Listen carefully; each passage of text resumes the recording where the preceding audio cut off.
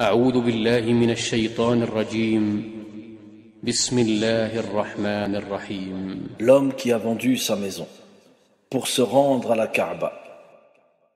Cette histoire a fait le tour de la toile, n'est-ce pas? Et la plupart des gens qui en parlent de la confiance que l'on doit placer en Allah, ce qui est une vérité. Il est bon de rappeler cela, mais il serait bien de voir cela autrement. Il n'y a pas dans cette histoire que ça comme bienfait. Pourquoi cet homme a fait le tour de la toile? Pourquoi cette histoire est arrivée pratiquement aux oreilles de tous les croyants? Allah a choisi cet homme. C'est Allah qui a inspiré à cet homme de vendre sa maison. C'est Allah qui a mis la confiance dans le cœur de cet homme afin qu'il accomplisse ce voyage. Qu'il parte et qu'il abandonne tout derrière lui. Est-ce que vous pensez qu'un homme pourrait faire cela sans qu'il ne soit poussé par une force? Allah a placé dans son cœur la tranquillité, la sécurité. Comme il l'a fait par exemple pour Youssouf lorsqu'il était dans le puits. Il était enfant, il avait peur, Allah a rassuré son cœur. Allahu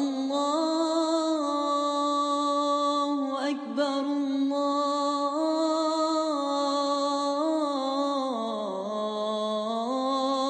Allahu Akbar. Allah a rassuré le cœur de tous les prophètes, des messagers, de ceux qu'il aime, des croyants. Alors il est bien de rappeler qu'il faut avoir confiance en Allah Azza wa Jal. Il faut aussi rappeler que c'est Allah qui lui a inspiré cela. Pourquoi? Pour rappeler à tous les croyants que l'amour que l'on a pour Allah passe avant tout. Il a choisi cet homme pour rappeler à tous les croyants ce que le véritable croyant doit faire. Il nous rappelle à travers cet homme que les biens de cette dunya n'ont aucune valeur à côté de l'amour que nous portons à Allah Azza wa Jal. Combien se prétendent musulmans? Je ne les juge pas, mais c'est une vérité. Je suis votre frère en religion, je veux le bien pour vous. Combien se prétendent musulmans qui ont un compte en banque bien garni, qui vivent dans des pavillons, ont un très bel appartement et n'ont jamais effectué une seule umrah? Combien roulent dans des voitures qui coûtent cher? Combien ont un téléphone qui vaut le prix d'une umrah? Et vous voyez ce pauvre homme vendre sa maison, il n'a plus où dormir après. Il va aller dormir chez de la famille ou dehors. Il n'a pas de dollars, pas d'euros. L'argent en Afrique ne vaut pas grand-chose. Quelle grande leçon il donne à tous les musulmans qui vivent en Occident, qui y vivent bien et qui n'ont jamais accompli une umrah. Allahu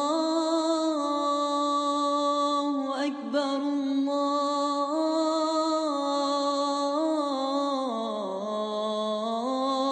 Allahu Akbar. Tu le vois, il prie depuis des années, il a une barbe jusqu'ici, il a un commerce, il a un bon travail, peut-être une société, il a de l'argent, tous les mois. Il n'a jamais fait une umrah.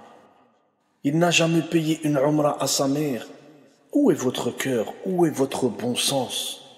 Tu es là à fantasmer sur une Mercedes, une Porsche, la dernière Audi. Et ta maman, garçon?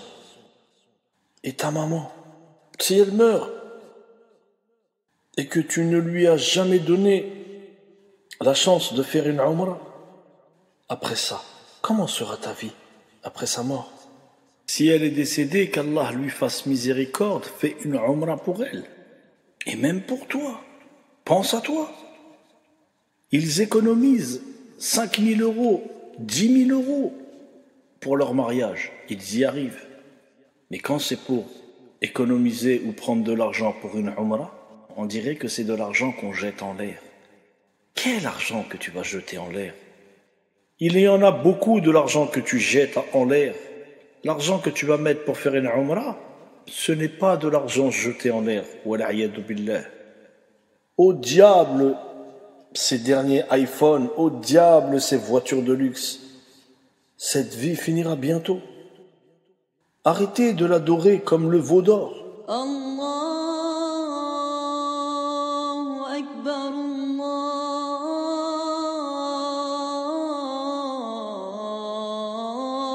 Allahu cet homme qui nous donne une grande leçon est un prince. Il est venu avec des habits troués, il a tout vendu, il est venu en marchant, en levant les mains vers Allah.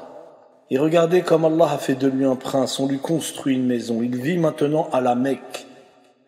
J'aimerais rencontrer cet homme, wallahi, j'aimerais rencontrer cet homme et l'embrasser sur le front. Alors tous ceux qui parlent de cet homme en rappelant uniquement la confiance que l'on doit placer en Allah, sachez qu'il y a 1 millier de sagesse à tirer de cette histoire. Il se peut un jour que tu vendes ta voiture pour toi aussi accomplir une umrah ou un hajj, qu'il ne t'arrive pas la même chose que cet homme. Mais sois sûr qu'Allah ne sera jamais indifférent à ce que tu as fait. L'homme oublie, Allah n'oublie jamais. Tu seras récompensé d'une manière ou d'une autre. Le fait qu'Allah t'ait inspiré ce sacrifice, c'est déjà une preuve qu'il t'aime. Tu as délaissé quelque chose de ce bas monde pour te rapprocher de lui. Y a-t-il quelque chose de meilleur? Est-ce que l'obscurité est comparable à la lumière? Est-ce que les démons sont comparables aux anges? Est-ce que l'enfer est comparable au paradis? Gloire et pureté à Allah, Seigneur des mondes. الله أكبر